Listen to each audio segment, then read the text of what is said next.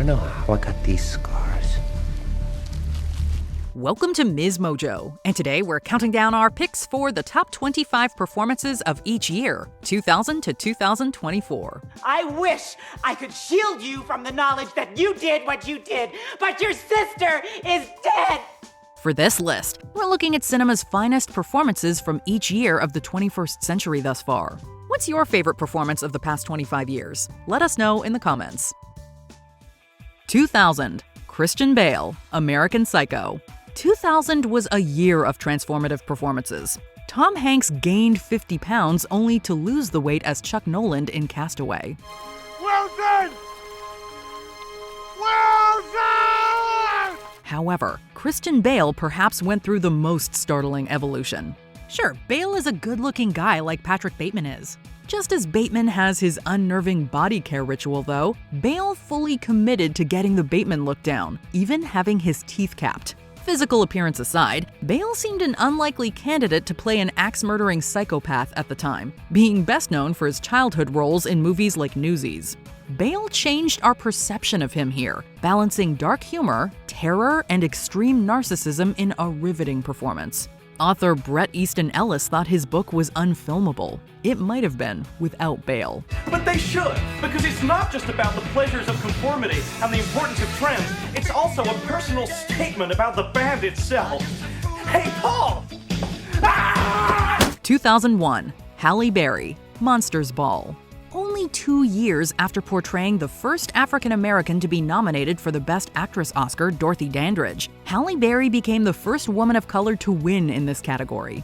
Ironically, there was a point where Berry feared Monsters Ball would end her career due in part to the risque subject matter. It's a very passionate, but very kind of explicit Very scene. explicit, and I thought if people don't get it, you know, this will be bad. Yeah. Yet Berry felt she had to take the role. Her risks paid off with one of the most devastating and resilient performances we've ever seen. Every time it looks like Berry's Letitia has been through the worst, another catastrophic storm awaits. You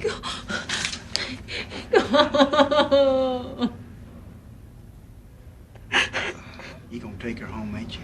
While by no means an easy film to watch, Berry's bravery sees us through the roller coaster of grief. She may break your heart, but Letitia's will to survive subsequently mends it. 2002. Andy Serkis, The Lord of the Rings, The Two Towers. We've seen performers escape behind makeup, i.e. Nicole Kidman's Oscar-winning work in The Hours. With his game-changing performance as Gollum, though, Andy Serkis highlighted the advantages of digital makeup. While he had help from a team of special effects wizards, Gollum wouldn't have been nearly as believable without Serkis on set, providing the character's expressions, movements, and raspy voice. They're thieves. They're filthy little thieves. Just as the character possesses a split personality, the audience goes back and forth on how to feel about Gollum/Smeagol. Master's my friend. You don't have any friends. Nobody likes you. Not listening. Ranging from humorous to sympathetic to intimidating, Serkis runs a gamut of emotions in the role, while also taking on an assortment of physical obstacles. The work that goes into motion capture remains underappreciated, with Serkis being the poster child for the challenges it entails. What did they steal?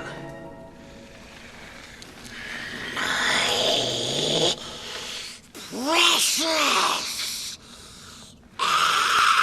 2003. Charlize Theron, Monster. And I didn't want to die thinking that maybe he could have loved me. So I killed him. I shot him, all right? Unrecognizable is a word that gets tossed around a lot when it comes to biopic performances, almost to the point that it's become a cliche. In the case of Charlize Theron as Eileen Wuornos, though, few other words do it justice. There's so much more to Theron's transformation than the uncanny prosthetics and 30 pounds she gained. She gets inside Wuornos' head, unearthing what made her a monster. In doing so, Theren also finds Wuornos' humanity, although not to the point where we're willing to forgive the atrocities she committed. Theren got into character by traveling through Wuornos' old stomping grounds of Daytona, Florida with director Patty Jenkins, who knew there was only one person who could tackle this demanding part. If you could forgive me for... 'Cause I don't know I don't know if I can forgive myself. 2004, Jamie Foxx, Ray. There have been so many music biopics over the past couple of decades that they're starting to blend into each other. Yet Jamie Foxx's turn as Ray Charles still rises above all others as the gold standard. I'm singing about my feelings for you, about how I love you. What could be more natural than that? Although Foxx was dubbed for the film's singing portions, everything behind the piano is all him. This is even more impressive considering that Foxx glued his eyes closed, making him blind for much of the shoot. Foxx only got to meet the real Charles once, playing the blues on separate pianos. Charles gave Foxx his seal of approval, saying, quote, "The kid's got it."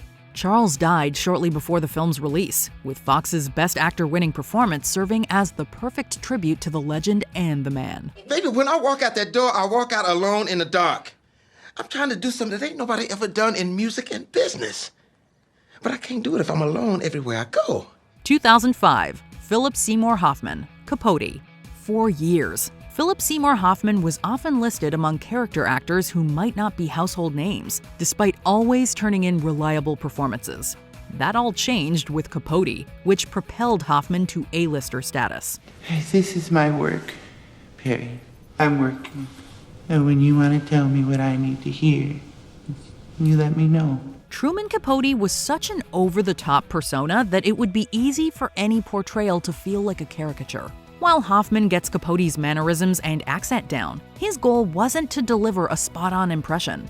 The true challenge was expressing the author's, quote, vitality and the nuances. The result is a more layered portrait than some might have anticipated. Hoffman's Capote is confident, but lonely, insecure, and regretful underneath, sacrificing part of his soul for his art. After you've seen the film, you will never look at Hoffman or Capote the same way again. I did everything I could. Okay. 2006, Kate Winslet, Little Children. Jennifer Hudson made a show-stopping acting debut in Dreamgirls, but Kate Winslet topped herself in Little Children. Sarah Pierce is trapped in a loveless marriage and boring suburban life. Something inside Sarah is awakened when she meets a hunky fellow parent named Brad. Sarah and Brad's relationship seems destined to end in heartbreak, but they delude themselves and the audience into thinking that it will somehow work out. How long are we going to sneak around together? How long can that last? I can't do this anymore. No, don't say that. As long as I know that we're going to have this. Have what? What is this? Some might call Sarah a feminist. Others might call her reckless. Either way, we empathize with Sarah's desire for something more out of life. In the end, the most Sarah can do is be a dedicated mother, hoping that her daughter's life will be more fulfilled. Winslet has arguably never been more compelling to watch on screen.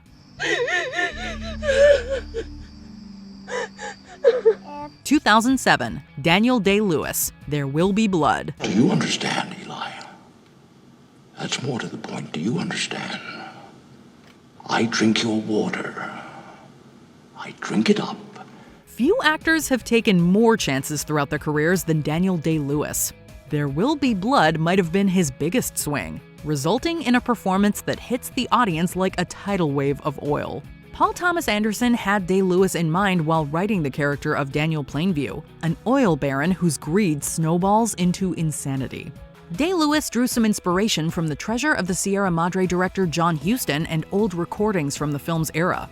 Yet it's hard to compare Plainview's voice, delivery, or presence to anything we've seen before or since. Day-Lewis created a towering, unpredictable figure who stands on his own. This performance could have backfired in so many ways, but everything about it is iconic. Say it louder. I've abandoned my child! I've abandoned my child! I've abandoned my boy! 2008, Heath Ledger, The Dark Knight. Whenever an actor steps into an established role, they run the risk of repeating their predecessors. With Heath Ledger as the Joker, it was as if we were meeting this character for the first time.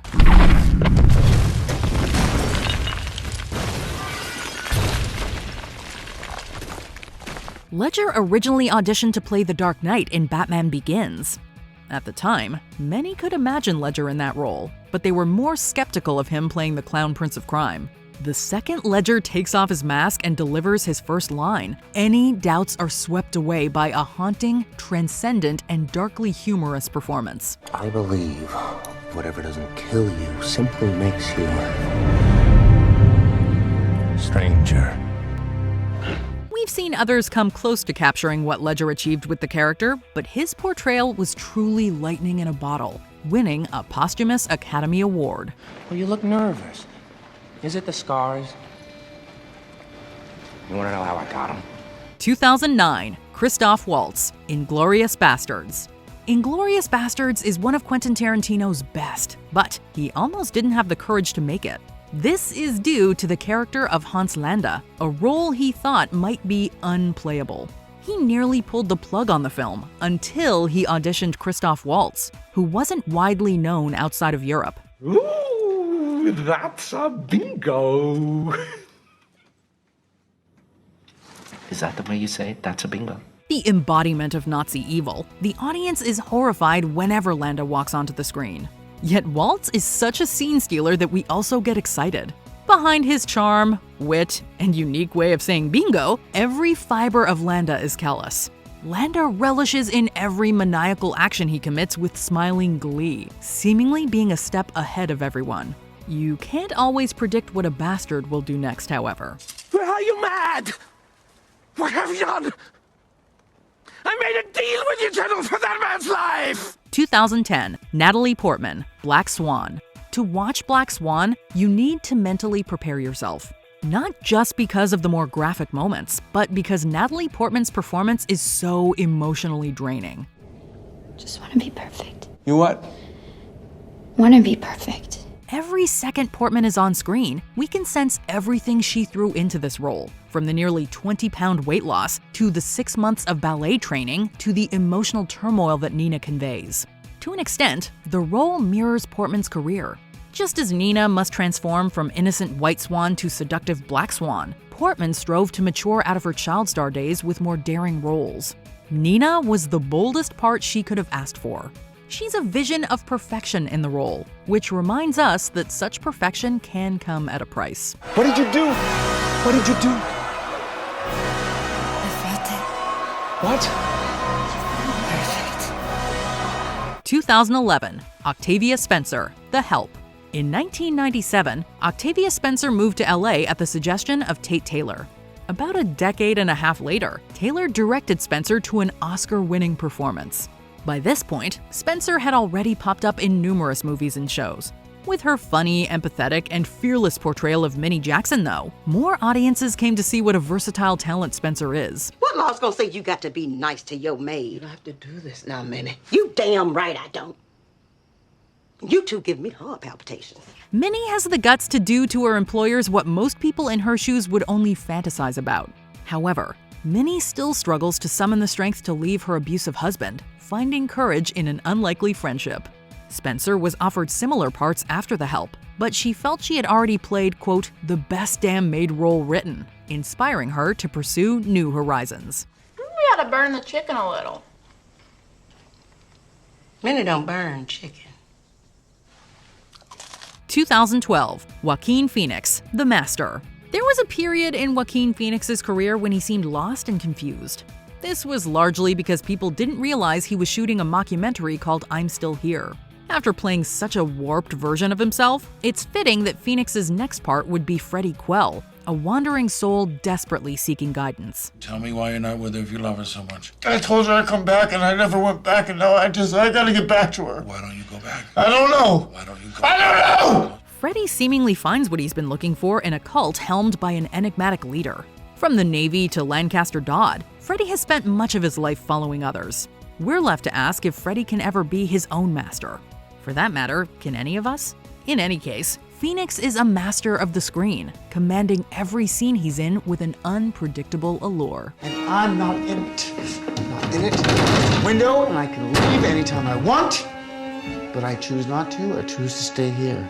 2013, Leonardo DiCaprio, The Wolf of Wall Street. As happy as we were to see Matthew McConaughey win an Oscar for his hard-hitting performance in Dallas Buyers Club, we'd argue that that year's Best Actor was Leonardo DiCaprio as Jordan Belfort. DiCaprio's portrayal of the titular wolf demonstrates that there's really no line between your average Wall Street hotshot and a fraternity brother. Every waking moment is a crazy party, making you feel so invincible that consequences appear non-existent. Look, I know you're not following what I'm saying anyway, right? That's okay, that doesn't matter.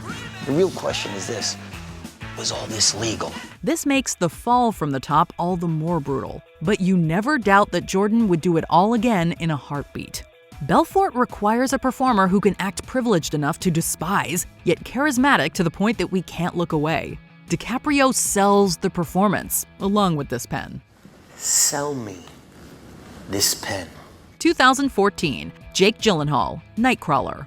Not every actor deservingly wins an Oscar like J.K. Simmons for Whiplash. You never earned anything. God, you are a self-righteous prick. Jake Gyllenhaal shockingly wasn't even nominated for his chilling work in Nightcrawler. Gyllenhaal created a villain for the ages in Lou Bloom, a con artist who, as far as we're concerned, has no past. We know nothing about who he was before the film's events. He's almost like an alien who fell out of the sky. He may look human and talk like one, albeit in an unnervingly calm manner. What he lacks is the basic human emotion of empathy, something that isn't required in the stringer profession. In place of compassion, Lou compensates with ambition, not letting anyone or anything stand in his way of getting what he wants. You filmed him dying. Hey, that's what I do. It's my job. I like to say that if you're seeing me, you're having the worst day of your life. 2015, Cate Blanchett, Carol. Show, don't tell. It's a fundamental rule of storytelling, yet one that many filmmakers neglect to follow. With Cate Blanchett's Carol, almost everything is on the surface, requiring the audience and Rooney Mara's Therese to read between the lines. I mean, I want to ask you things, but I'm not sure that you want that. Ask me things, please. When Carol leaves behind her gloves at the store where Therese works, one could see it as an innocent mistake. It's truly an invitation to further explore the chemistry between the two. Given the 1950s period and Carol's marital status, the subtlest codes have to speak a mile a minute. When Carol and Therese finally express their love, it's as satisfying as it is romantic. I love you. Blanchett is mysterious, exquisite, and devastating as a woman navigating romance, parenting, divorce, and social status in a trying time. 2016, Mahershala Ali, Moonlight. Appearances can be deceiving. Mahershala Ali's Swan is a drug dealer, so obviously he's a bad guy, right? Well, he is contributing to the crack epidemic, not only hurting his customers, but their loved ones as well. When Juan meets the neglected Chiron, however, he shows his true colors. At some point, you gotta decide for yourself who you're gonna be. Can't let nobody make that decision for you. He emerges as the father that Chiron never had, trying to provide stability and send him down the right path. Had Juan been raised in another environment, his tender side might have been embraced. Instead, Juan must play the role he was born into to survive, even though he'll still likely die young. Ali brings warmth to the character, who wishes to do right by Chiron. But can this compensate for his other actions? You gotta know right now. Not yet. 2017, Frances McDormand, 3 billboards outside Ebbing, Missouri. We live in frustrating times, and perhaps no modern character better epitomizes these feelings than Frances McDormand's Mildred Hayes. You ain't trying to make me believe in reincarnation or something, are you? 'Cause you're pretty, but you ain't her. She got killed. We'd like to live in a world where the police track down all wrongdoers, justice is served, and we're left with some sense of closure. It's not always that simple, as is the case with the unsolved murder of Mildred's teenage daughter. Mildred just wants answers, but she only hits roadblocks around every turn. With the world against her, Mildred's rebelling turns into anarchy. It does little to help her cause, but McDormand helps us to understand that Mildred feels as if she has nowhere else to go. All she has left is the illusion of control, which she will reach for no matter what the consequences. At least I had a day of hoping, and that's more than I've had for a while. 2018, Toni Collette, Hereditary. Performances in horror movies often go overlooked by the Academy. hence why Toni Collette infamously was not nominated for Hereditary. While this Ari Aster film includes supernatural elements like covens and demonic possession, it also organically incorporates real-world horrors like fatal accidents, sudden loss, and the realization that your mother might have been happier if you were never born. I never wanted to be your mother. This is where Collette shines the most, playing a parent overcome with grief, resentment, and the walls of sanity crumbling around her. When Collette does take on a more monstrous form, her screen presence is as disturbing as anything we've experienced this century so far. I love you, Steve. I love you so much. Collette manages to be the most sympathetic and scariest character, a feat we haven't quite seen since Reagan in The Exorcist. 2019, Renee Zellweger, Judy. Everybody has their troubles, and I've had mine. I probably had everybody else's too. This biopic is about Judy Garland, but parallels can also be drawn to Renee Zellweger's career. Like Garland, Zellweger was one of the industry's biggest stars for years until suddenly disappearing from the limelight. Their Hollywood hiatuses might have been backed by different reasons, but Garland and Zellweger were presented with the same question: is there any coming back? Especially given how this industry treats women of certain ages? Somewhere over the rainbow. Garland's life ended in tragedy, leaving us to wonder what could have been. Zellweger not only came back, but she returned on the highest note possible with a performance that explores Garland's demons while paying tribute to her. Between Zellweger and Joaquin Phoenix and Joker, this year's lead acting races were virtually locked up come Oscar time. 2020, Carrie Mulligan, Promising Young Woman. In 2020, we lost one of our most promising young actors, Chadwick Boseman, who delivered a tour de force with his final film performance in Ma Rainey's Black Bottom. Come on and turn your back on me. Turn your back on me. Come on, where is you? Carrie Mulligan played a promising young woman whose life took a turn after her best friend met a tragic end. Mulligan's Cassie dedicates her nights to freaking out quote-unquote nice guys who don't understand the meaning of consent. As Cassie tracks down those responsible for her best friend's demise, her master plan comes into frustration, keeping us guessing with every move. Cassie is intimidating and unforgiving, but also hilarious and outspoken to the point that we'd like to hang out with her. Being Cassie's friend is much better than the alternative of being in her notebook. You know, I was affected by it too, okay? I mean, it's every guy's worst nightmare getting accused like that. Can you guess what every woman's worst nightmare is? 2021, Daniel Kaluuya, Judas and the Black Messiah. Fred Hampton is one of the most important names in African American activism. While this biopic depicts Hampton's natural leadership skills, Daniel Kaluuya's Oscar-winning performance brings out qualities that people didn't always see at rallies: his shy side, his vulnerability, and his love for the family that he was just starting to build before the betrayal that abruptly ended his life. That's when I knew I had to protect him. I mean, looking at that photo, how could you not feel that way? As powerful as Hampton appears on stage, commanding a screaming crowd, there's an overarching fear that everything can be taken from him in a flash. Kaluuya authentically balances these two personas, providing a complete portrayal of Hampton that will leave you respecting him even more. Hampton left us too soon, but this performance is just one of the ways that his legacy is still burning strong. You can murder a revolutionary, but you can't murder revolution. And you can murder a freedom fighter, but you can't murder freedom.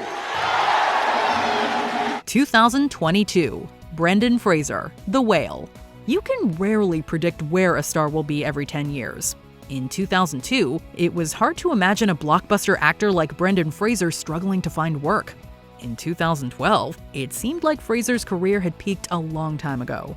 In 2022, Fraser delivered the performance of a lifetime in The Whale. He had me at I'm making a movie, so that's why I went. Some didn't realize that Fraser had it in him. For his loyal fans, it was the moment they had been waiting for. Fraser shatters your heart as Charlie, a 600-pound man trying to make peace with the time he has left. Receiving a 6-minute standing ovation at the Venice Film Festival, Fraser re-established himself as a star who deserves to remain in the conversation come 2032 and beyond. People are amazing. 2023, Lily Gladstone, Killers of the Flower Moon. You live with your uncle? Yes, yes. You know? Since I can remember. Scorsese's Killers of the Flower Moon cast is stacked. Leonardo DiCaprio, Robert De Niro, Brendan Fraser, several have already earned spots on this list in years past. But the MVP of the film emerges as Lily Gladstone for her deeply moving depiction of Molly Burkhart. She tells the story in a subtle way, illustrating the building distrust and frustration within her character. Just be still.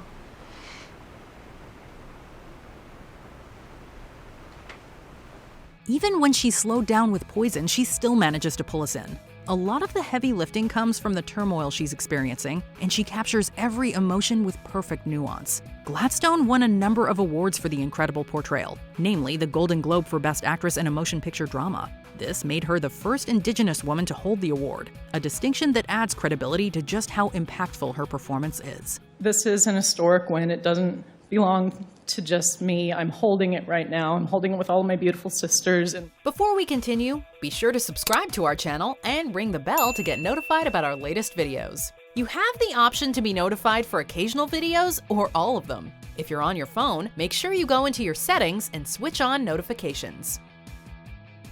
2024, Mikey Madison, Anora. Stay jealous, honey. Jealousy is a disease. Remember that, Diamond? Mikey Madison's Oscar-winning performance in Anora is enthralling because she effectively becomes the character. She perfectly subverts the hooker with a heart of gold trope established in films like Pretty Woman. Rather than reveling in her new fortunes, she maintains a self-sufficient edge in order to offer a more realistic take on her character's transformation. As if the audience is one of her clients, we're mesmerized by Madison's commitment to portraying Annie, Brooklyn accent and all. No, what is good? Yeah, thank you. The way Annie so coldly slips in and out of the lifestyle she's always known feels sincere because Madison provides a breadth of history to the young woman, plenty of which was never explicitly told to the viewer. Our ability to truly connect with and know Annie is a testament to Madison's spectacular work. Yeah, you had fun? Do you agree with our picks? Check out this other recent clip from MsMojo. And be sure to subscribe and ring the bell to be notified about our latest videos.